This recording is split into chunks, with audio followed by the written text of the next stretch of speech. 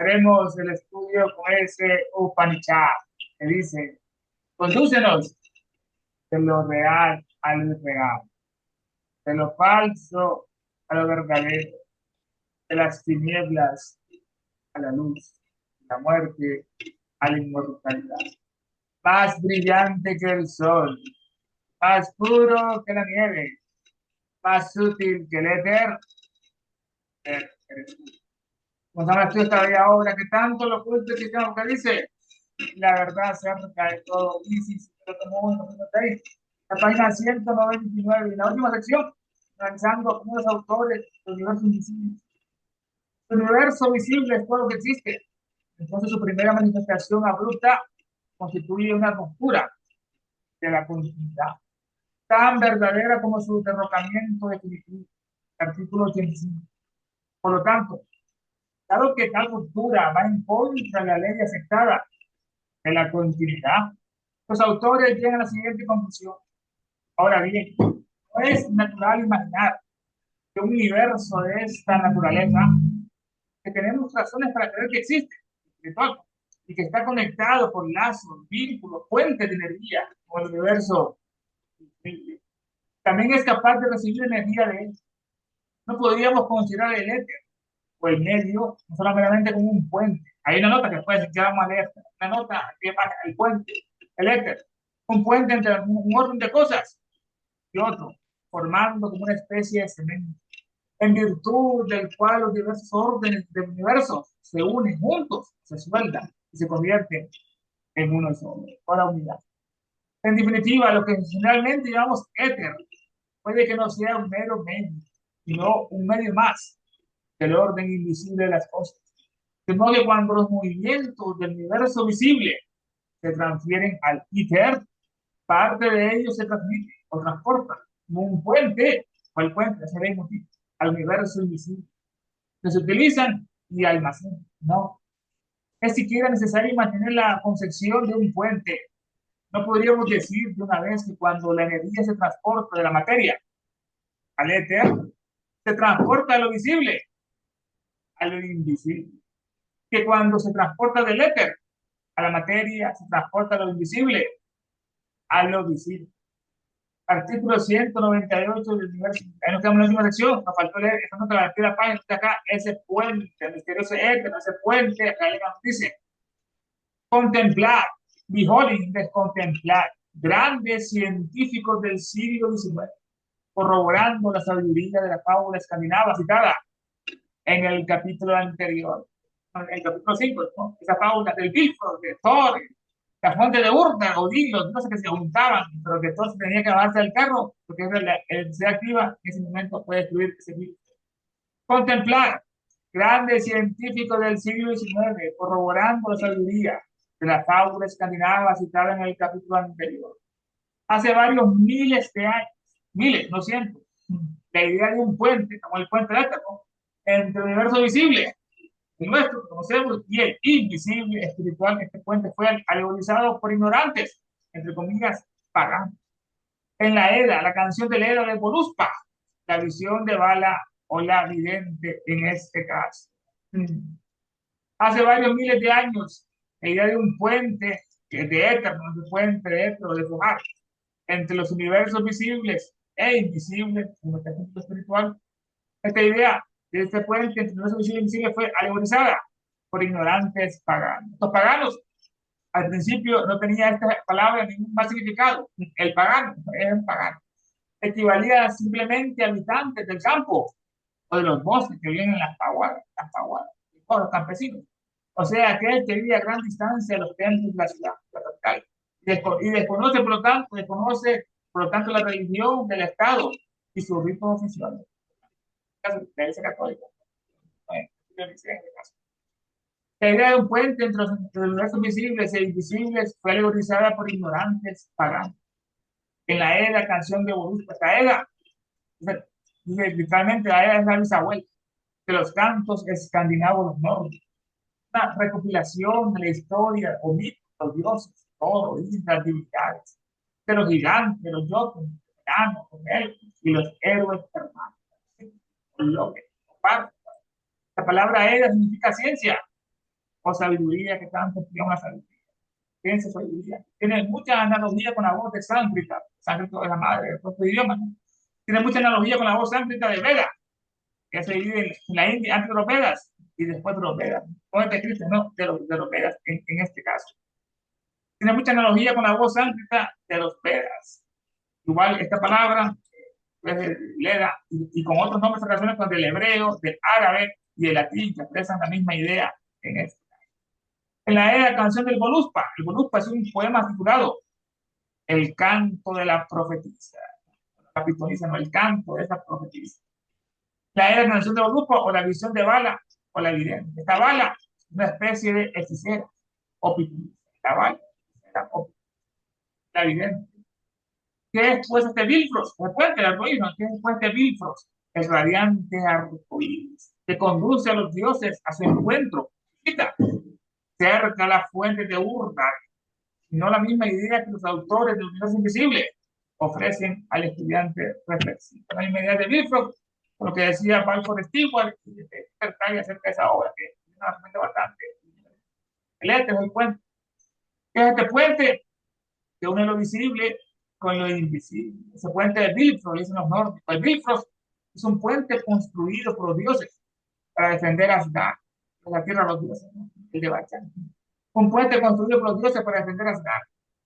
En él está noche y día el tercer dios de la espada, conocido como el nombre de Heimdall o Riger en los nórdicos, con la espada de fuego, que pusieron a la entrada del jardín para que el hombre no tomara otro fruto. Ya probó la ciencia el bien y el mal y podía probar de la inmortalidad. Las pruebas de fuego en las que pasaron esas jornalías para conquistar esa cosa. En ese plifro esta noche vivió un guardián, que es el tercer dios de la espada, conocido con el nombre de Heimdall o de Riger, con la espada en el cinto. Por él, por ser el guardián elegido para proteger a Asgard, ese guardián, mansión de los dioses. Heimdall es el querubín escandinavo de la flamígera espada de fuego, la flamígera espada que volvía por todos lados para guardar el camino, el árbol de la vida, ese isla así. Están las parcas ahí, las normas, pasado, presente y futuro. ¿Qué es este puente de Bifrost? En Heimdall, en el Bifrost, es uno de los dioses, o los haces, dicen a los nórdicos, haces, es el centinela, el soldado del puente Bifrost, para impedir el paso de los enemigos de los gigantes. Hubo un cambio, un nuevo orden cuando tomó el poder Zeus con Poseidón y Ares, le dieron un golpe de estado a los titanes, la titanomaquia, también pasan los nórdicos, antes estaban el resto de los gigantes, los jotuns mataban, pero vinieron el resto de los haces, Odín, su compañía, para el poder. Heimdall es uno de los haces, centinela del puente Bifrost, para impedir el paso de los gigantes. Es este puente Bifrost, el radiante arcoíris, que conduce a los dioses a su encuentro, o su cita, cerca de la fuente de Urdar, cerca de la fuente de Urdar. Urdar es la sagrada fuente que brota bajo el fresno árbol, el Yggdrasil, esa agua. ¿Qué conduce? Bueno, ¿qué es este puente Bifrost, el radiante arcoíris, que conduce a los dioses a su encuentro, cita, cerca de la fuente de Urdar? No la misma idea que los autores del universo invisible ofrecen al estudiante reflejo. La nota al pie de página, saltamos al siguiente. Dice, precisamente, la ciencia diera unos pasos más en esta dirección. Y se tomara más en serio entre comillas, medio hipotético, el eterno. ¿Quién sabe si el abismo impasable de Tyndall entre los procesos físicos del cerebro y la conciencia podrían superarse, al menos intelectualmente, con sorprendente facilidad y seguridad? Tyndall, precisamente, así es. El éter es el medio de unión entre el universo visible e invisible. Pero él pasa en las energías que se almacenan o se usan. Precisamente, y si la ciencia diera unos pasos más, dicen cuando uno da un paso hacia el maestro, y el maestro da dos pasos hacia adelante. Precisamente, si la ciencia diera un paso más en esta dirección, se tomara más en serio ese medio hipotético, el éter, como el quinto elemento, resumen de los otros cuatro elementos, el aire, el viento y la tierra. Que están en otros pensamientos, perdón, nuestros pensamientos tan poderosos, son tan ilimitados, son del éter, no de la eternidad. El éter, precisamente si la ciencia diera unos pasos más en esta dirección, se tomara más en serio este medio hipotético, quién sabe si el abismo impasable de Tyndall, el abismo, parte del puente está el cerebro físico, y otra parte la conciencia. Hay un abismo infranqueable ahí entre el cerebro y la conciencia. ¿Quién sabe si Pues, este abismo, si hermana? pues definitivamente hay un vínculo muy estrecho del, de la capacidad del cerebro humano, del cerebro físico, para poder recibir el conocimiento, ¿no? Bueno, la iluminación. La prueba es que hasta que el cerebro físico estuvo preparado en la tercera y media raza, fue cuando se le dio el manas. ¿No es así? Exactamente. En la doctrina secreta, Antropogénesis, nos comenta Elena que las primeras razas eran butas, eran fantasmas, eran sombras, las sombras de los Pitri, Barichar, podían moverse, correr, volar, pero no tenían mente, no tenían fuego propio. Hasta que pasó eso que estoy comentando en la receta de Lemur, hace 18 millones de años, notar la fecha, 18 millones de años, cuando vinieron esos espíritus, esos las solares, esos Pitri, Rimata, esos Kumaras, ¿te ven? Esos Lucifer, esos Prometeos, vinieron a darnos la mente, porque antes el hombre era un animal, no tenía conciencia propia, igual que los perros, los gatos, tienen alma, pero no tienen espíritu, no tienen conciencia, autoconciencia en este caso. Pues el regalo divino que nos dieron, nos quisieron que el hombre afrontara su evolución con esa chispa de la espiritualidad. Ese regalo que no es Lucifer, no es Elena, Satán, que es el verdadero, bueno, el benefactor, como dice otra parte, el benefactor de la raza humana, Satán. Sin él, el hombre fuera un animal todavía. Lo hizo un Dios en potencia. Eso fue en la tercera raza y media, la raza Lemur, que proveyó ese gran regalo, ¿no? Claramente. No sé si era lo que estás contando.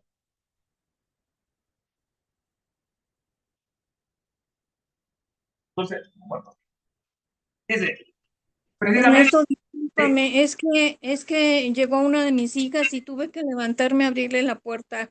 Discúlpame, qué pena, no pude escuchar toda tu respuesta, no te preocupes, ¿verdad? pero ya se retiró. Ok, dice, precisamente, y si la ciencia diera unos pasos más en esa dirección, se tomara más en serio ese medio hipotético, ¿eh? ¿Quién sabe si ese abismo impasable, un abismo no se pasa, impasable, de tinta, que es científico, entre los procesos físicos del cerebro, por un lado, como los neurotransmisores, la serotonina, la dopamina, ¿no? Entre ese abismo, entre los procesos físicos del cerebro y la conciencia, podría superarse ese abismo, al menos intelectualmente, con sorprendente facilidad y seguridad. ¿Quién sabe si este abismo impasable, en su famoso discurso de Belfast, anunciado en 1874, Tyndall planteó que aunque pudiéramos mapear cada átomo y corriente eléctrica del cerebro, seguiría siendo un abismo impasable entre esos movimientos físicos de los átomos, moléculas y la fuente eléctrica y el sentimiento de amor, por ejemplo, un color o un pensamiento. Todo eso hay ese abismo impasable. En un discurso famoso de Belfast, planteó Tyndall que aunque pudiéramos mapear cada átomo y corriente eléctrica del cerebro, los nosotros del cerebro, podemos mapear cada átomo y corriente eléctrica del cerebro, seguirá habiendo un abismo impasable. La ciencia, ¿no? Entre esos movimientos físicos, los átomos y el sentimiento de amor, el cariño, en este caso, o un color verde, rojo, azul, o un pensamiento. Hay un abismo impasable entre la conciencia y los movimientos físicos del. ¿Quién sabe si es el abismo impasable de Tyndall? Lo comenta mucho Tyndall porque era el máximo exponente de la ciencia de su época. Era como el Newton, era como el Tesla, en la época de Helena era Tyndall. El máximo exponente de la ciencia de su época. Nació en 1820. Era un físico, un químico. Confirmó la teoría de la biogénesis. La génesis, ¿cómo se formó la vida? La biogénesis. Formulada por Luis Pasteur, otro francés, aplicando él esterilización, ya feo, aplicando esterilización por calentamiento discontinuo, evidenció así la existencia de formas microbacterianas en reposo, muy resistente al calor. Uno pensaba que el fuego todo lo destruye, ¿no? Todo eso, los parásitos, esa cosa, la bacteria, virus. Pero él evidenció, Tyndall evidenció la existencia de formas microbacterianas en reposo muy resistente al calor, al fuego. Gracias a esta demostración se reconoce como el padre de la microbiología, la pequeña vida, ¿no? Junto a Luis Pasteur. La teoría derribó la anterior idea de la generación espontánea. Si quería poner cartón, apareció un cartón, ella ponía un calcetín con un queso viejo, y ahí espontáneamente apareció.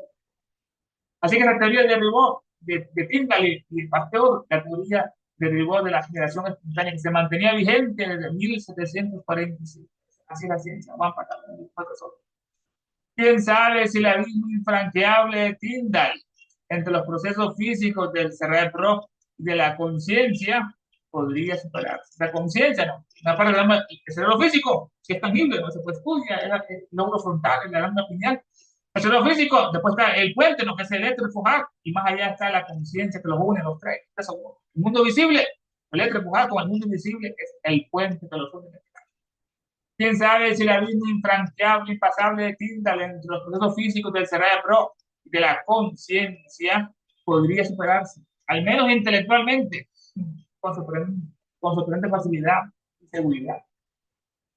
Ya en 1856, un hombre considerado un sabio en su época, el doctor Jobard de París, compartía sin duda las mismas ideas que los autores del universo invisible sobre el chileno. Entonces, otro, vamos con Jobard. Ya pasamos a Walter Stewart, a Peter Price, a este tinto, ahora vamos con el señor Jobard. Ya en 1856, un hombre considerado un sabio ya en su época, el doctor Jobard de París. Él nació en 1792. Jean Bautista Marcellini era un gran polimata, franco-belga, inventor del litógrafo, director del Museo de la Industria de Bruselas.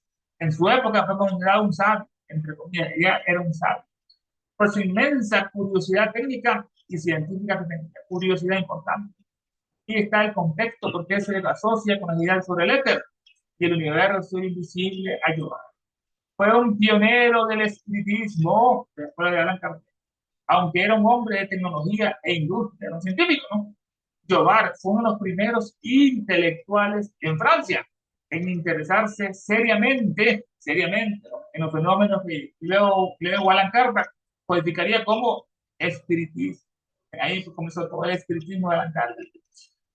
Teoría del éter y la conciencia. Jobard en 1856 propuso que el éter no era solo un medio físico para la luz, como decía Newton en la época, un medio físico, así como el sonido se transmite en el aire, así la luz se transmite por ese éter.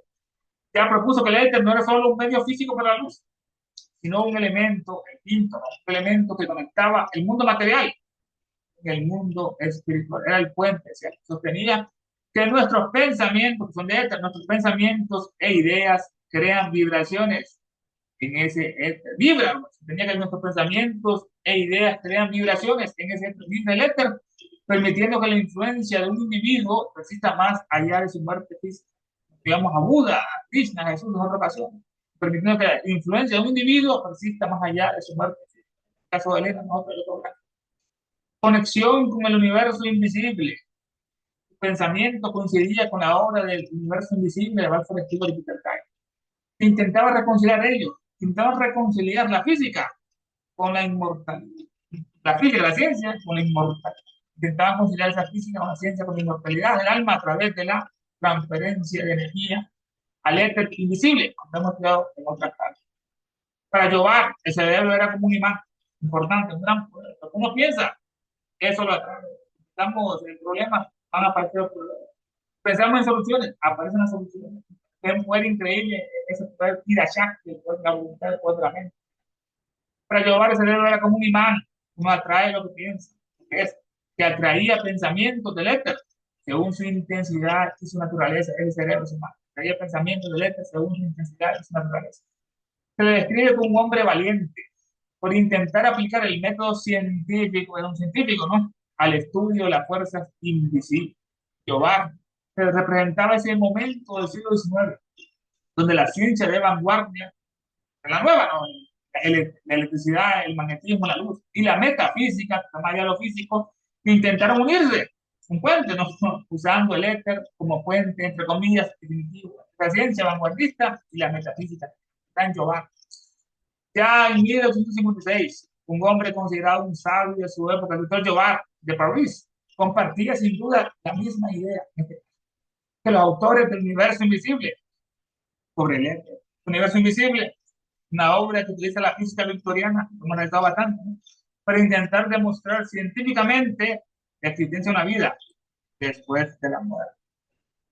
Que compartía sin duda las mismas ideas que los autores del universo invisible sobre el éter. Es el medio transmisor del éter, es el orden de las cosas invisibles, el orden de las cosas. Es las fuerzas o modos de movimiento del universo visible se comunican al éter y ahí se almacenan y se guardan las fuerzas o modos de movimiento del universo físico, del universo visible se comunican a ese éter. Vamos con Jovar. Cuando sorprendió a la prensa y al mundo de la ciencia con la siguiente declaración. Dice, he hecho un descubrimiento que me asusta.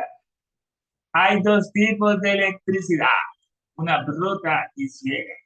Es producida por el contacto de metales, casi, es la purgación grosera. La otra electricidad es inteligente y clarividente en mayúscula, clarividente y con signo de admiración. La electricidad se ha bifurcado en manos de Galvani, Nobili y Matichou. La fuerza bruta de la corriente ha seguido a Jacobi, a Bonelli y a Montale.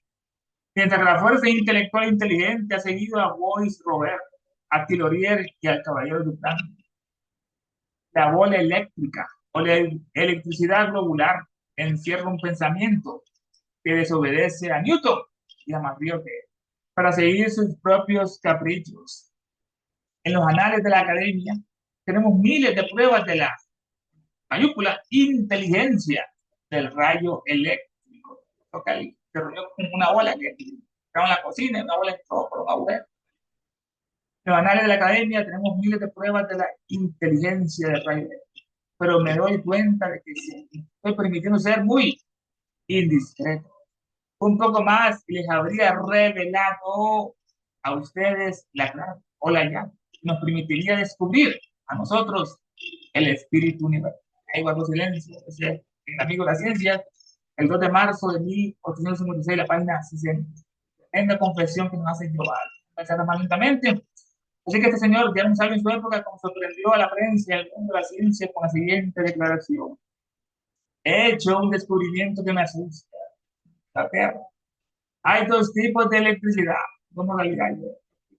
La electricidad, un gran poder, una forma de energía fundamental, basada en movimiento de electrones, se llama electricidad, electrones, movimiento de electrones, basada en el movimiento de electrones entre los átomos de un material conductor, de un metal como el cobre. Se origina por la diferencia de potencial voltaje entre dos puntos, como el calor, aunque hay menos calor. Se origina por la diferencia de potencial entre dos puntos, creando cargas positivas, protones y negativos, electrones, que generan corriente continua, pilas o alterna, corriente alterna, la red eléctrica, capaz de transformarse en luz, lo estamos usando en calor o en movimiento, esa electricidad. He hecho un descubrimiento que me asusta. Hay dos tipos de electricidad, una es bruta, grande, torpe y ciega. Es producida por el contacto, esta electricidad no, por el contacto de metales y ácidos. Es la aportación, los metales en este caso. Increíble, si un metal es un ácido, esto era una corriente eléctrica. Es producida por el contacto de los metales y ácidos. Estos metales son elementos químicos que se distinguen por su capacidad para conducir electricidad y calor. Metales, metalón, no metal, metales, pero elementos químicos que se distinguen por su capacidad para conducir electricidad y calor. Su brillo característico, los metales, una lustre, y su maleabilidad, y su conductividad. Tienen electrones, estos metales libres, entre comillas, electrones libres en su última capa, que se mueven fácilmente. Vamos a imaginar el Sol, que es como el centro de un átomo, y los electrones son los planetas que están girando alrededor de ese Sol. Tienen electrones libres en su última capa que se mueven fácilmente, lo que permite el paso de la corriente eléctrica. Los metales. Metales son sólidos a temperatura ambiente, excepto el mercurio, el metal líquido a temperatura ambiente y el calcio.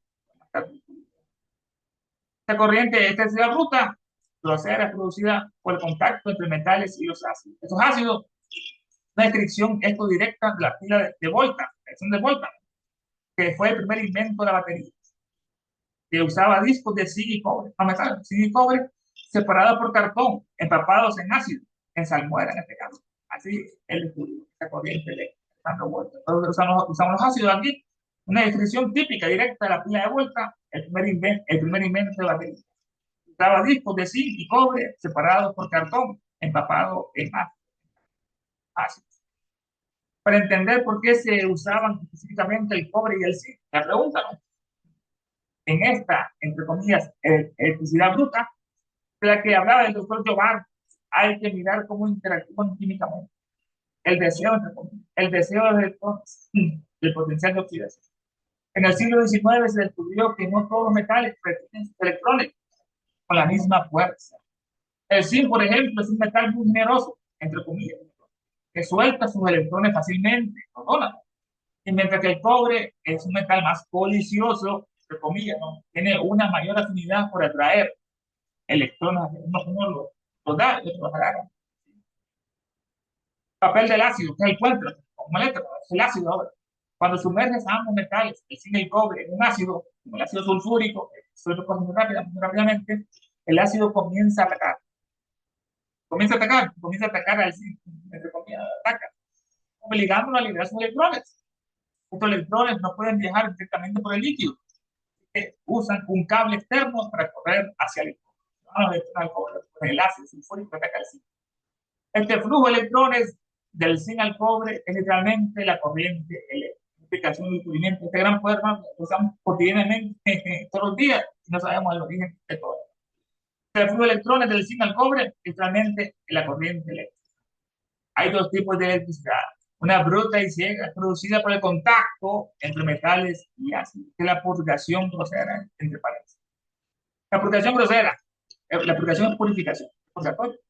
Para los pensadores como Jobard, este proceso era grosero, entre comillas, o bruto, porque es destructivo. Es destructivo. El ácido sulfúrico no corroe, destruye el metal para obtener energía. Así lo hacemos, atacan, ¿no? El sulfúrico ataca el cobre y el zinc. El ácido corroe, destruye el metal para obtener energía. Es materialista. Depende de la descomposición de la materia, del zinc y el cobre. Depende de la composición de la materia física para producir la chispa. Ellos, estos científicos, contrastaban esto con la electricidad vital, la que está entre nosotros, ¿no? En la médula espinal del cerebro, son impulsos nerviosos. Ellos contrastaban esto con la electricidad vital, entre comillas, que creían que fluía por los nervios y eléctricos. Que fluye esa electricidad, potencial de acción. Que fluye por los nervios y eléctricos, sin necesidad de ácidos corrosivos. Si no fuera destructivo, no eres equilibrio, esa homeostasis en el cuerpo humano. Así que no ocupamos ácido sulfúrico para tener electricidad. Hay una electricidad vital que es más inteligente, ¿no? Que esta, que es más grosera, que creían que fluía por nervios y eléctricos, sin necesidad de ácidos corrosivos, ni de destruir metales, sino alimentada, alimentada en este caso,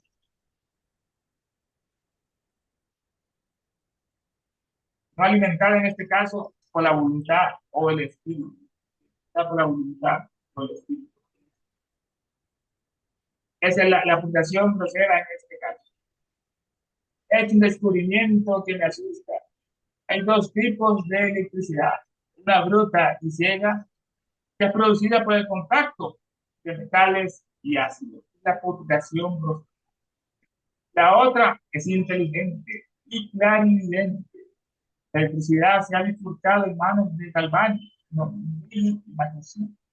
La fuerza bruta, la corriente ha seguido a Jacobi, Bonelli y a Moncal, mientras que la fuerza intelectual ha seguido a Wolf Robert y al Caballero de Plano. La otra electricidad es inteligente. La inteligencia son los aspectos de la divinidad.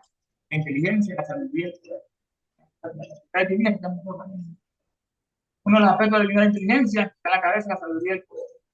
Capacidad de entender o comprender. La otra es inteligente, es de y clarividente, en maíz, clarividente. Es la facultad de ver con el ojo interno, o vista espiritual. Con el ojo interno, o vista espiritual.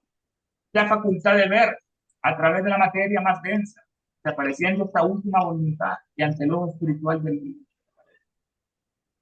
Y sin que sea un obstáculo para ello, el tiempo, pasado, presente y futuro, ni la distancia. La otra electricidad es inteligente y clarividente. La electricidad se ha bifurcado en manos de Galvani, Nobili y Matisse. De Galvani nació en 1637. Luigi, un médico, fisiólogo, físico, anatomista, profesor universitario, inventor italiano. Su estudio le permitieron descifrar la naturaleza eléctrica de la galvanización, fundando la ingeniería electroquímica. que estudia las baterías eléctricas. Además de descubrir el impulso nervioso de nosotros, ¿no? Dando la biofísica.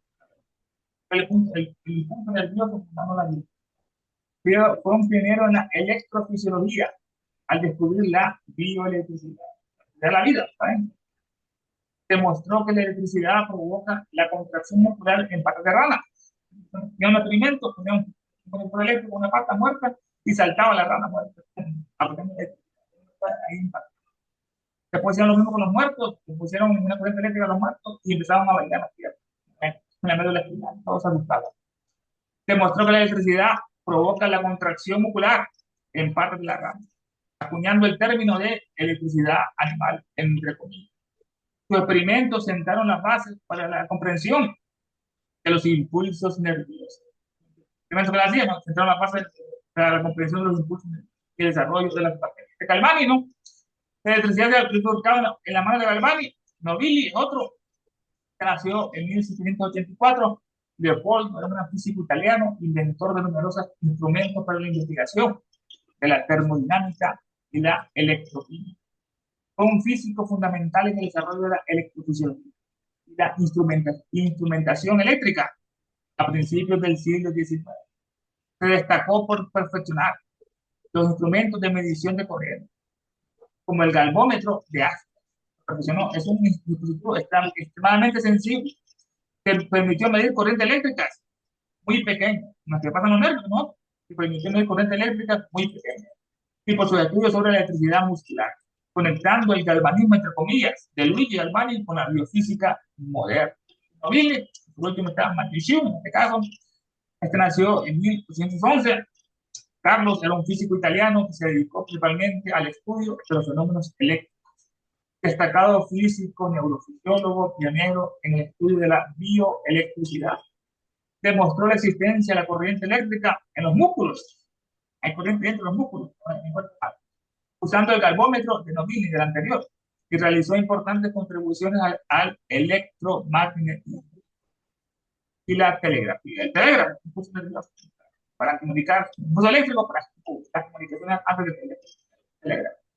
Fue pionero en la electrofisiología. Demostró la electricidad animal que Galvani había propuesto años antes. Formuló independientemente de Faraday, Michael Faraday, la ley de la electrólisis. En este caso, hay dos tipos de electricidad, una que es grosera y bruta, y la otra es inteligente y clarividente. La electricidad se ha bifurcado en las manos, se fue por un camino, ¿no? En las manos de Galvani, Nobili y Mathieu. Mientras que la fuerza bruta de la corriente en la ruda ha seguido a Jacobi, Bonelli y Moncal. Son otros de Jacobi, nació en 1801, de Moritz Hermann, físico y ingeniero alemán, es reconocido por haber creado en 1834 el primer motor eléctrico giratorio con corriente continua, completamente funcional y práctico. En este caso, el primero, el primer motor eléctrico giratorio con corriente continua, completamente funcional y práctico. El primer motor que ofrecía un rendimiento mecánico notable. En 1838 desarrolló el primer barco eléctrico del mundo, el primer barco. Fomentó la aplicación del electromagnetismo, el movimiento de máquinas y vehículos. Fomentó esa aplicación del práctico del electromagnetismo, el movimiento de máquinas y vehículos. Jacobi, el otro Bonelli, este nació en 1815. Gaetano fue un prolífico inventor italiano, pionero de los campos de la comunicación y la fotografía.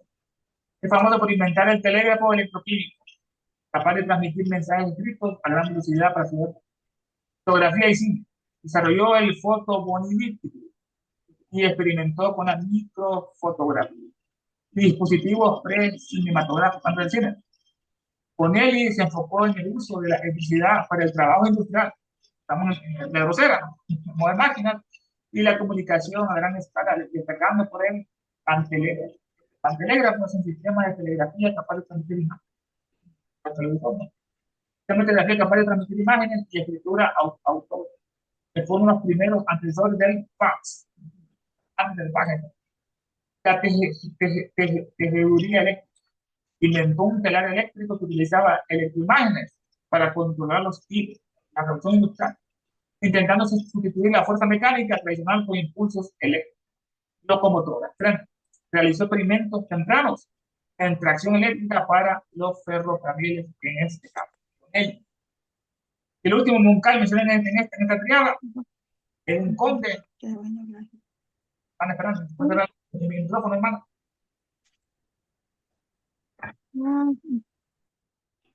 Lanza. Para dice Moncay, nació en 1921, era un conde, Teodoso de Monser, destacado físico, inventor y divulgador científico francés, considerado uno de los pioneros en la aplicación práctica de la electricidad en el siglo XXI. Encaja perfectamente en el grupo de la fuerza bruta, entre comillas, de electricidad aplicada a la industria y a la mecánica. Por esta razón, fue un gran divulgador técnico, fue uno de los mayores expertos de su época en la aplicación práctica de la electricidad. Escribió tratados monumentales sobre el telégrafo y los motores eléctricos. Inventó, desarrolló y perfeccionó diversos componentes eléctricos, como electroimanes, sistemas de comunicación, fundamentales para la corriente pudiera realizar trabajo físico. Corriente, ¿no? Trabajo físico, como los ventiladores. Contemporáneo, vivió en la misma época de Jacobi y de Bonelli, formando parte de esta generación, que dejó de ver la electricidad como una curiosidad de laboratorio, bueno, para verla como una herramienta para mover el mundo. La sociedad, la ruta, ¿no? Dice, hay dos tipos, he hecho un descubrimiento que me asusta. Hay dos tipos de electricidad, una bruta y ciega, que es el último, ¿no? Es el contacto de metales y ácidos, la aportación grosera. Y la otra, electricidad, la inteligente y clarividente. La electricidad se ha bifurcado en manos de Galván. La fuerza bruta, la primera no, de la corriente ha seguido a Jacobi con él en máquina, ¿no? Mientras la fuerza intelectual lúcida ha seguido a Boyce, Robert, Tillotson y el cabello Lucas. Otros, Robert, nació en 1930 como investigador especialidad. Se especializaba en la fenomenología eléctrica, fenomenología eléctrica y electromagnetismo experimental. Su trabajo con la electricidad globular. Es reconocido por sus reportes sobre los rayos globulares. Son las bolas de fuego eléctrico. Esta electricidad globular es por sus reportes sobre los rayos globulares, no rayos en forma de globo, bolas de fuego eléctricas. En sus escritos documentó casos donde estas esferas eléctricas se movían como si tuvieran conciencia propia, conciencia propia, evitando obstáculos, la bola, o incluso siguiendo, entre comillas, a las personas. Esta es la razón. Perdón, ¿qué se refiere a eso, Ernesto, de esas bolas En ese momento, eléctricas? sí, esto lo estudiamos ya en otro capítulo anterior, que con Gasparín y otros allá, de que habían en una cocina, de repente entraba una bola eléctrica por un agujero y seguía a las personas Ajá. y después se Ah, elevaba. son estas, sí, Y como bolas de fuego. aquí hay una demostración científica de que existe esta parte inteligente en la electricidad, además de que posee para la fuerza bruta, la electricidad también hay en estas expresiones que son estas esferas eléctricas, que tienen inteligencia, como dirían, que se seguían a las personas y que se ocultaban y se iban por los agujeros. Se está refiriendo a una demostración científica de esta electricidad inteligente, hermano. ¿No se quedó claro, Lucho? Sí, gracias. Dice, bueno, investigador, experimentor, estamos en su trabajo con la electricidad globular. Boy Robert, recordado por sus reportes sobre los rayos globulares, bolas de fuego eléctricas. En sus escritos documentó casos donde estas esferas eléctricas se movían, como si tuvieran conciencia propia, evitando obstáculos o incluso siguiendo a las personas. Esta es la razón por que Elena dice que él seguía la fuerza intelectual de la electricidad. Él creía que detrás del fenómeno físico había una inteligencia operando. ¿No es cierto? Es una inteligencia operando. Conexión con Montilo y Duplantis, con otros dos, formó con ellos un trío de investigación. Juntos representaban la resistencia a la ciencia materialista, no espiritual. Juntos representaban la resistencia a la ciencia materialista. Se les atribuía el descubrimiento de que la electricidad, bajo ciertas condiciones de presión o vacío, gas carbónico, mostraban propiedades que hoy llamaríamos como paranormales, paranormal, más allá de lo normal, o de energía estándar, pegado y desaparición. Al igual que muchos otros investigadores de lo invisible, su nombre fue omitido. Era un ostracismo. Su nombre fue omitido de la historia oficial de la física. Rozaban el espiritualismo, lo borraron. Para la ciencia, era un observador de rayos globulares. Esa para un observador de rayos globulares. Para el esoterismo, el ocultismo, la ciencia ocultista, es un pionero que levantó el velo. El velo dice, levantó un poco el velo, un pionero que levantó el velo y reconoció que la electricidad es la manifestación física de un pensamiento universal o una inteligencia, ¿no? Es electricidad. Reconoció que la electricidad es una manifestación física de un pensamiento universal o lógico. Resumen de su visión. Sostenía que la electricidad no era solo un fluido muerto, sino una fuerza viva, como el prana, que servía de puente, el puente este, ¿no? Entre el mundo espiritual y el mundo material. Por Robert, pero es el otro estilo, Rier, nació en 1790, fue ya un inventor francés que fue la primera persona en producir dióxido de carbono sólido, ya no sé. Fue abogado defensor del conde Cagliostro, tremendo personaje ocultismo, el conde Cagliostro, dicen que era una encarnación previa de Elena, el conde Cagliostro. Fue abogado defensor del conde Cagliostro en el caso del collar de la reina de diamante en Francia. Hizo aportes a la termodinámica y a la mecánica de precisión. Sus aportes no solo fueron químicos, inventó lámparas hidrostáticas de gran y máquinas de compresión de gases, que fueron fundamentales para los experimentos científicos de la época. En resumen, pero la electricidad inteligente de Théorie es una visión donde la ciencia y el misticismo se harán las dos manos, sugiriendo que la energía eléctrica es el vehículo de una inteligencia. Conclusión, sugiriendo que la energía eléctrica, vamos, es el vehículo de una inteligencia. Algo que Théorie había tocado, entre comillas, al experimentar con los estados más extremos de la materia, que era la electricidad tal, Duplantis, y por Robo está el caballero Duplantis, una figura envuelta en el misterio, que representa la conexión entre la ciencia académica y el ocultismo del siglo XIX. Un investigador francés asociado al estudio del magnetismo animal, como Mesmer, para Celso, y las fuerzas vitales. Se le identifica como un defensor de que la electricidad y el magnetismo no solo son choques de partículas, ¿no? Fluidos que interactúan con el alma humana. Mientras que otros buscaban usar la corriente para mover máquinas, pues a bruta, en lo anterior aquello, Duplantis se enfocaba en la voluntad como motor. Creía que la voluntad humana podía dirigir el fluido electromagnético. Eso después aquel, la tres secreta nos da un capítulo de un hombre que creó una nueva fuerza, que adelantó no miles de años, no cien miles de años. Creía que la voluntad humana podía dirigir el fluido eléctrico magnético, más no lo para sanar o influir en la materia, a las personas. Fenómenos útiles. Investigó efectos eléctricos que ocurrían en condiciones de trance o estados alterados de la conciencia, que hoy llamaríamos parapsicología. Los experimentos buscaban demostrar que la inteligencia es una propiedad, la inteligencia es una propiedad intrínseca de la energía cósmica. La parte, bueno, he hecho un dice este señor es sabio, Jehová, he hecho un descubrimiento que me asusta. Hay dos tipos de electricidad, una bruta y ciega, producida por el contacto de metales y gas, la progresión. La otra es inteligente y clarividente. La electricidad se ha bifurcado en manos de Galván y Molina. La fuerza bruta de la corriente ha seguido a Jacobi, Bonelli y Moncal. Pero la fuerza intelectual ha seguido a Boyd Robert, Tilloré y el caballero Ducán. Se puede sacar traducción. Veamos. El universo invisible debe seguramente tener un límite de energía transformable, probablemente el mismo límite en su materia. Pero como el principio de continuidad repugna toda limitación, ha de haber sin duda algo más allá de lo visible. De modo que el mundo visible no es el universo, no tan solo una pequeña parte. Además, atendiendo los autores al concepto del origen, es visible, que si fuese todo cuanto existe, habría ruptura de continuidad, tanto en la súbita manifestación primaria como en su ruina final. Ahora bien, no es lógico suponer que el universo invisible, en cuya existencia razonablemente creemos, esté en condiciones de recibir energía del visible.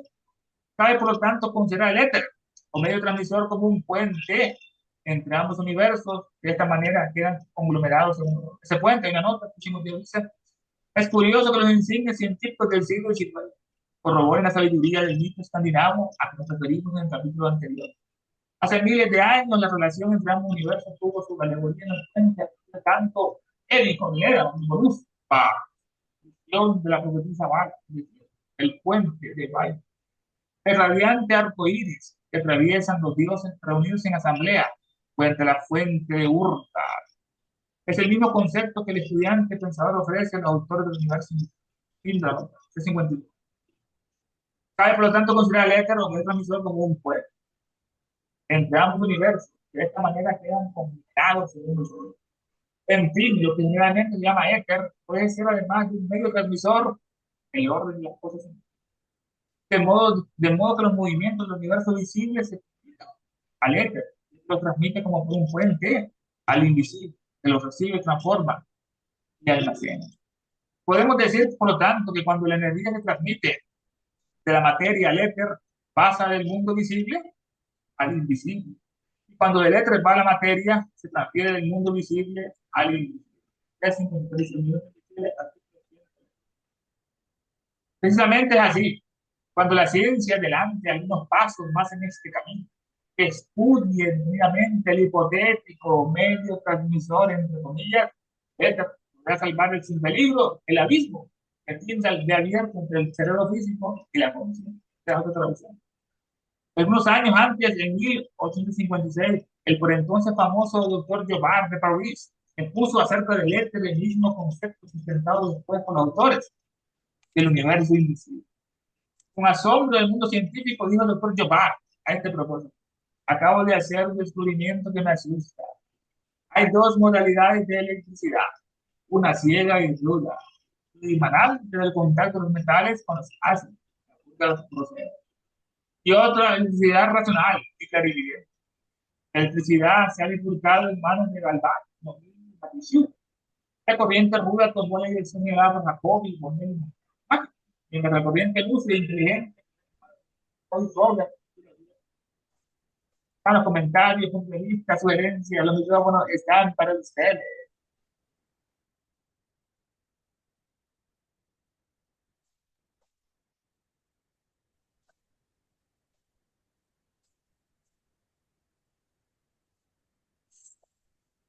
¿Un comentario o pregunta?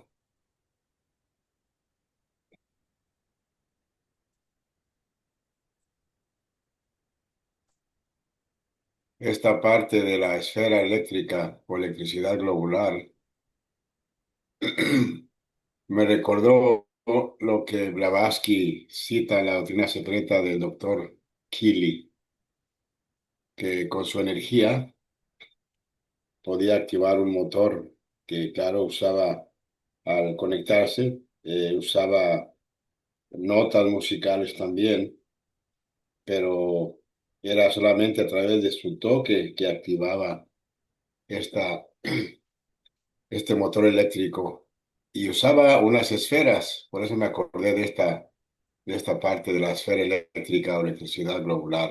Claro, aquí se refiere a una electricidad globular porque la ciencia sabía cómo visualizar esta electricidad. ¿Nadie más? Si no hay comentarios, seguimos adelante, Ernesto. Sí, esa parte muy interesante, hermano. Así, habla Luz. Me llamó la atención que mencionaste la parapsicología.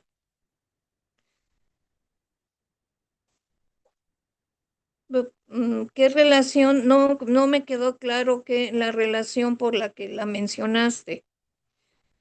Era con uno de los científicos que estuvimos analizando los dos tipos de electricidades, uno se llama inteligente y la otra lo que es la bruta, que uno de ellos científicos se dedicó mucho a la parapsicología, que es lo que está más allá de la psicología, pues todavía no se ha aceptado por la ciencia esta materialista, que antes estudió muchas ciencias sagradas como la psicología, la ciencia del alma o la psicología, la antes estudió con conceptos totalmente vulgares y obscenos, solo hablan de sexualidad, de Sigmund Freud, el complejo de Edipo, y mientras que los otros psicólogos, lo más profundo, como Carl Jung, lo omiten, porque lo que el sistema quiere es que la gente se degenere, hermano, que hay una gran degeneración en este mundo, que miran al ser humano como una batería, como carga, como autómata o robot, o esclavo, ¿no? En ese caso, ¿no? Y no quieren que la gente despierta, no quieren que estén tomando Coca-Cola, que siguen tomando su veneno, o comiendo sus hamburguesas, sus pizzas, que son puros cánceres, ¿no? Esos alimentos, ¿no? En una parte se mencionó eso es la parapsicología. ¿Te gusta a ti ese tema, hermano? Porque, bueno, tengo entendido que la parapsicología el parapsicólogo es la persona que puede ver también en el plano astral, ¿no? Depende de la capacidad de cada persona, ciertamente ahí no tiene ese don. La parapsicología, parapsicología, que está más allá de lo físico, como la metafísica, no más allá de lo físico. Ok. Y lo que decía el hermano sobre Kelly, Elena le dedica un proceso muy interesante a ese gran mentor Kelly, en la fe secreta, en la parte de las científicas, en las agendas. Dice que él se había adelantado no miles de años, no, más de 100.000 en esa fuerza, y por eso tuvo contacto con los maestros que lo aconsejaron que por favor no divulgaran ese poder, porque iba a ser usado malamente por los seres humanos de esta época, ¿no? Él decía que, de que si él tocaba la pieza funcionaba, y pues si él no la tocaba, no funcionaba esa fuerza que después lo acusaron de fraude a él, y dijo que era mejor así, que fuera acusado por fraude, que la gente descubriera ese gran descubrimiento, la fuerza de Kelly, que creó una compañía y todo financiamiento increíble, el doctor Kelly, aparte. Sí, y bueno, me cuesta un poco de trabajo entender qué tiene que ver la electricidad. O sea, mejor dicho, me sorprende ver cómo la electricidad tiene que ver con todas estas facultades, ¿no? La otra es inteligente y clarividente. Una demostración como en la manifestación de la electricidad un gran poder, Zeus usaba los rayos Zeus en este caso, Odín también. El poder eléctrico que ahora lo hemos usado, hermana, la planta hidroeléctrica para alumbrar el mundo, como hizo Tesla, con la electricidad para comunicarnos por estos medios, imagínate instantáneamente conectando un enchufe, se encienden unos aparatos para pura brujería, pura magia, ¿no? Es la electricidad que también se puede usar para las Yo, cosas brutas, para las máquinas, para mover la locomotora, que fueron lo que esto se bifurcó en la fuerza bruta, la electricidad, y otros que aplicaron ya en el sentido más inteligente, que descubrió que había manifestaciones que manifestaban inteligencia, como esos globos de fuego que mencionamos en este caso, que evitaban los obstáculos, se iban las personas o se iban en unos hoyos que estaban ocultos. ok, es obvio que nuestro cuerpo tiene un determinado grado de electricidad, ¿verdad? Eh, el sistema Por nervioso, eso, las por neuronas. eso es tan dañino, por ejemplo, el uso de celulares, que de hecho te prohíben que tengas, que para dormir tengas cerca de ti los famosos celulares. Supongo que porque alteran tu, ¿cómo se llama? Campo, Electromagnetismo, campo eléctrico. tu campo eléctrico, es electromagnético, así es. Sí, por todas esas ondas que andan viajando ahora por el wifi, ¿no? Que viajan por todas partes. Es mejor, como tú decías, hermano, dormirse lejos de teléfono, mucha razón en eso, en ese caso. Y hay electricidad en las neuronas, se comunican por la sinapsis, son impulsos eléctricos, que aquí se mencionó uno que descubrió una máquina para medir y descubrir así que había electricidad dentro del cuerpo humano, que antes no se sabía ni se sospechaba. Hasta que uno le puso a una espalda de rana muerta, le puso electricidad y la rana saltaba, no muerta, porque era por el impulso eléctrico que se mueven los músculos, y lo mismo con otra parte. Aquí tenemos unas imágenes, vamos a ver las imágenes que tenemos hoy en día de Fojar, el puente, ¿no? Que une el mundo espiritual con el mundo físico. Esta es una alegoría, ¿no? Pero también esos planetas, el espacio, el puente, ese éter, ese Fojar, ese Antancarana que debemos formar día a día para irnos al más allá, al puente que hacer ese contacto con el mundo espiritual, con nuestra triada superior en mi caso. Fojar, otra alegoría de esa unión, ¿no? Nosotros estamos en la unión del espíritu con la materia, del universo invisible con el invisible. El puente es el eterno, el poder que une el cielo con la tierra en este caso. Otra esta interpretación, un puente alegórico, hermano, entre estos pilares del mundo en la galaxia, en este cosmos tan grande e inmenso que hay en este universo, ¿no? Este puente romántico, ese tan grande. Los paganos, lo mencionamos un poco los paganos, los paganos que descubrían mucho antes de crear el puente, nos vivían en el Bifrost, estamos mucho en la mitología nórdica, en el capítulo anterior, los paganos, esto, la pitonisa, que esté con una piel de serpiente, que era muy electromagnética, el pitón, en este caso, los paganos, alrededor del dios este espanto, de la naturaleza, o vasco, tienen la pezuña, tienen ahí su lira cantando y su cara de macho cabrío. Es un demonio que hablaban los antiguos y los cristianos. Ahí están los cachos de abajo, ¿no? La naturaleza que hablaban los paganos, como los villanos, que no son malos, los son de la villa, son los villanos, los que no estaban en el catolicismo, son malos villanos, están mal con el paganismo. Con los druidas, que eran los, esa más, este misticismo de Stonehenge, allá en las Islas Británicas, como en el solsticio, el equinoccio, que entra el sol directamente por estas aberturas, cuales los druidas son la parte esotérica de Francia, Inglaterra, estos druidas se vestían, soy una serpiente, dicen los druidas, soy la raza del los druidas. Lo va a estudiar más profundamente en el tomo religioso, dice que el tomo muy fuerte en español, o sea, que la Edda, digamos, de Thor, el rayo, ¿no? El Zeus, el Júpiter de los nórdicos, el hijo de Odín, con su martillo, luchando con las cabras, ¿no? Unas fuerzas naturales que son rebeldes, ¿no? Y él las debe conquistar por la fuerza de la inteligencia de ese rayo, de ese martillo. Thor, el hijo de Odín, de Wotan, en este caso. Tenemos el canto de la pitonisa, la Edda, analizamos otras secciones. Evidente, los nórdicos vienen ahí descalzo, ahí con su vara, perro por acá, una gaviota volando. Esta es la bala, la evidente, digan los cuervos como Odín, los despachaban el día y en la noche volvían y le contaban todos los días lo que habían visto. Los cuervos, otra interpretación, tenemos aquí una manzana, con los nórdicos, los vikingos, ¿no? Con sus espadas, su robustez, esos cascos, los metales. Que tenemos aquí una presencia de esta manzana, de la ley, de las esperias, tenemos un cofre, una joya de oro, un venado que tiene interpretación nórdica, que es la moluspa, la vidente de esta otra interpretación es esta bruja, una hechicera, ¿no? Con su vara, con su macho cabrío en su bastón, un cuerno para llamar o ahuyentar los espíritus, y tenemos aquí esta interpretación de la bruja.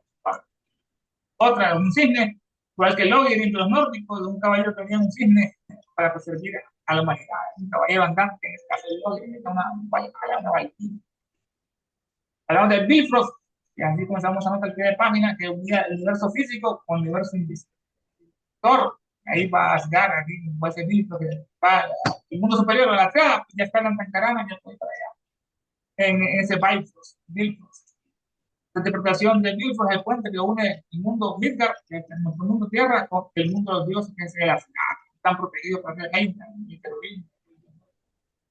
Heimdall, que está Thor, la persona del arco iris, va en su caballo.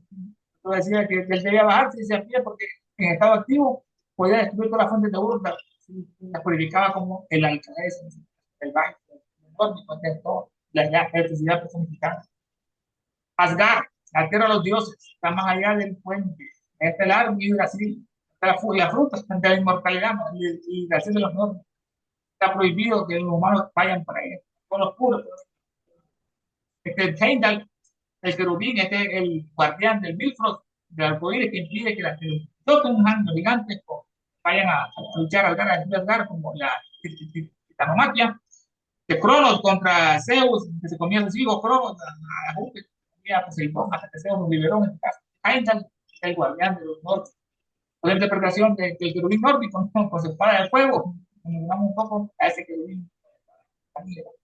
Su espada flamina de fuego. Este otro con su cuerno, llamando ahí Heimdall, guardián, con su espada, con su taco para el frío, ahí con su cuerno, llamando a los otros al campo que hay algo, este es el guardián. Esta versión de este querubín, con su espada, alguien no mete por aquí, no mete por allá, está diciendo no por aquí. Está el fruto de la inmortalidad. La lesión que hacían esto en la fuente de Urda, los nórdicos, aquí que había perdido un ojo, están los globos, Fenrir, aquí está Cotor, su hijo, está la otra Freya, otro más. Ustedes son las estancias, las lotas, los nórdicos, Midgard, la tierra, está Midgard, a la ciudad está arriba, entre los dioses, está Alheim, en términos de los elfos, está Helheim, que es el infierno, que es el infierno de frío, no es de calor, de frío, Niflheim, Jotunheim, el reino de los gigantes, Niflheim de la niebla, Muspelheim del diablo, el caliente, ahí está la antiguidad nórdica y esta es la serpiente que rodea todo, en este caso, la serpiente, el mayor oro que tenemos nosotros ahí este señor Tyndall, lo comentamos un poco, así, viene la cara de científico, que era el máximo exponente de la ciencia de su época, era como el Newton y el Tesla, viene tomado, parece un poco como un mono. Uno se convence de lo que piensa, también cuidado, cuando miren, esto no creen, para un simio, pues miren aquí, esa mirada, esa frente estrecha, que es el señor Tindall, el padre de la microbiología y la biogénesis, como es parteo, el abismo infranqueable de Tindall entre el cerebro físico y la conciencia que estuvimos analizando en este caso. Este es el otro, Luis Pasteur, de la pasteurización, que aplicaban fuego para la leche, para matar esos microorganismos, hacer resistentes al fuego. Este otro padre de la microbiología con Tindall. Este Jobar, el sabio de su época, que Elena nos comenta, que estamos analizando esa última parte acerca de las dos electricidades que le había descubierto, las dos modalidades de una bruja y otra inteligente, el señor Jobar. Jobar, el libro del espíritu de Alan Kardec, este fue un pionero Jobar del espiritismo, este es Alan Kardec, el libro del espíritu, que al principio defendió el espiritismo, pero después vio que se estaba convirtiendo en una gran superstición que iba a afectar a muchos de los mundos, las dimensiones, y por eso los maestros me dijeron que había que cerrar el espiritismo porque ellos ya traía algo superior, que es la sabiduría divina de la tierra. Pero muchos no entendían a Elena cómo que lo defendió al principio del espiritismo y después que ya los atacaba. Allá en Estados Unidos, como es el espiritismo según Alan Kardec, introducción al conocimiento del mundo invisible. Es puro espiritismo. Hablamos acerca de la mente, que es un imán, poder de la mente, ¿no? Tu cerebro y tu mente es un imán. Si piensas en problemas, atraes problemas. Si piensas en oportunidades, atraes oportunidades. Si piensas en abundancia, atraes abundancia. Entrena tu mente. Hay no es la mente, que es tan poderosa, hermano, que no quieren que la usemos en este caso para cosas. Estamos atrapados en su poder. La electricidad, que fue el leitmotiv al final, esa puerta grosera, una electricidad duda y la otra inteligente. Qué gran poder hay en el cielo. Rayo eléctrico, una tormenta eléctrica, como el hombre logró. Creo que esa corriente eléctrica atravesaba lo que son los metales, ¿no? En los cables y compartir electricidad, plantas hidroeléctricas, eléctricas en este caso. Los metales también los mencionamos, son los conductores de electricidad, como el hierro, el aluminio, el latón, el bronce, el acero, el cobre. Inés, Sí, ahora que menciono lo de los cobres, me acordé, sabes, mi papá padeció mucho de las articulaciones y quien lo curó fue un ingeniero con unos brazaletes de cobre en las muñecas. ¿Vieras, vieras cómo lo ayudó? Pero increíblemente, ¿eh? Me acuerdo no me acuerdo qué más le hacía, solo me acuerdo que le ponía sus brazaletes de cobre en las muñecas y con eso recuperó muchísimo su salud. qué buen dato, hermana. En este caso, el dinero era mesmerista, y así lo curaba con las pasas de mano a ese cobre, ¿no? La articulación, la artrosis, como estaba en ese caso. También para Celso, hermana, curaba, fue el mejor médico de su época, él curaba con talismanes que le hacía. Casi toda la dolencia, hermano, curaba para Celso con sus talismanes. Lo ponía con su magnetismo y curaba a las personas, no importa la dolencia que tenía. Era una eso, entonces, no iba a sacar el gran para Celso. Metales como el hierro, el aluminio, el latón, el bronce, el acero, cobre, son buenos conductores. El oro es mejor, pero como es muy caro, por eso ponen el cobre mejor para los cables eléctricos, para no los roban. Esto es lo que estamos analizando brevemente acerca de Volta, cómo surgió las primeras pilas eléctricas, que ponía él lo que es estos metales zinc y el cobre, después le colocaba un ácido sulfúrico que atacaba al zinc para que diera los metales, y así ocurría una corriente eléctrica del zinc al cobre. Esta fue la primera pila eléctrica, es la puerta grosera en este caso. Había que destruirnos ese espacio. El cuerpo humano, la electricidad opera de otra manera más inteligente. Este Galvani, que estuvimos comentando brevemente, su biografía, un gran inventor, las patas de rana que se movían, el gran Galvani. Y este fue el experimento que él creó, que aplicaba corriente eléctrica directa en estas patas de rana en la disección, y las ranas que estas patas saltaban. Al todo el mundo se sorprendió en eso marcó una época que después lo hizo con los muertos, que hacían una danza tan terrible que lo hacían en conferencia. Hermanos, comentarios finales alrededor del estudio de esta bella noche, los micrófonos están para ustedes.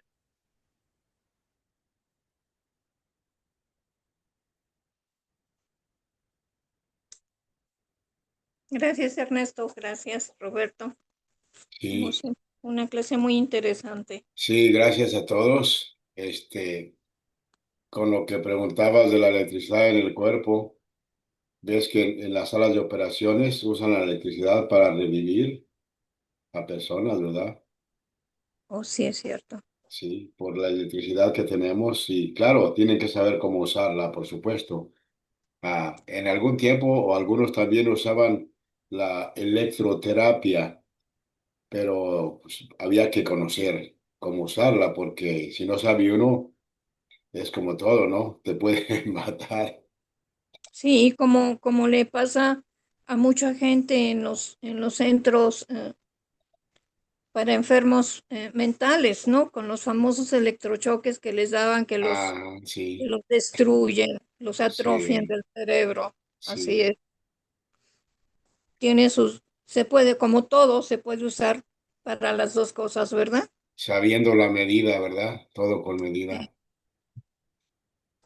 Bueno, pues Y gracias a oye, Ernesto, todos. rápidamente te interrumpí cuando me ibas a decir algo de la electricidad del sistema central nervioso. Más o menos era lo que lo comentamos, que descubrieron que las neuronas se comunican por impulso eléctrico, que con estos aparatos que ellos crearon tan sensibles lograron confirmarlo, que hay corriente eléctrica dentro del cerebro y de la médula espinal. Es como se comunican las neuronas, ¿no? Con sus Mm, sinapsis, sus axones, sus dendritas. Hay impulso eléctrico creado por el sodio y el potasio, en este caso, de una forma más química, y así se ocurre ese impulso. Y ellos tienen una mielina, que es como el aislante que usan en los cables, ¿no? Para evitar que se pierda la electricidad. Va en saltos, ese potencial de acción, era lo que más me acuerdo más de caso. Una breve pregunta puedo hacer rápido. Sí, hermano, dale. ¿La energía solar tiene algo que ver con esa electricidad? También se ha descubierto que, bueno, el sol que nos da la vida, nos da luz, calor y también electricidad. El sol produce electricidad. Es un gran astro, pues, es una divinidad para nosotros, lo que más se parece a la divinidad, en este caso físico, es ese sol que tanto nos da, hermano. Y Ok, se produce gracias. Tiene todo que ver, porque en nuestro sistema solar, el Sol es un regulador para los planetas y sus habitantes, y cada planeta también es como un regulador, por ende cada cuerpo de nosotros es un propio regulador de esa energía solar, que Tania diría es una forma de Fojat, ¿verdad? En Sí. nosotros. Ok, Sí. muchas gracias. A Buenas todos, noches. gracias. Gracias, buenas noches.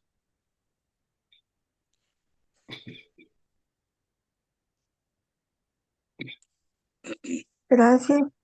Buenas noches, Esperanza.